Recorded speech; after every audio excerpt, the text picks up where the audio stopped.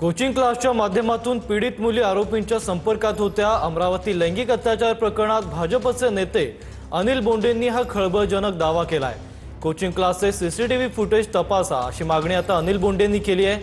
Coaching क्लासच्या मालकांना चौकशीसाठी बोलवा अशी मागणी अनिल बोंडेंनी केली आहे।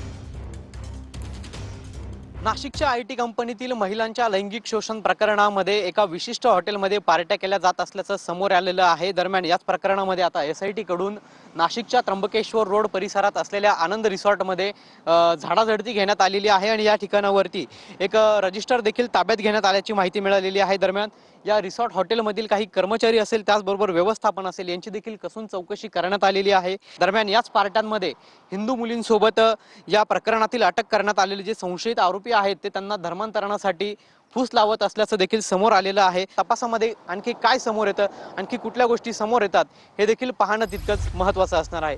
कॅमेरा पर्सन जगदीशसह पवन येवले।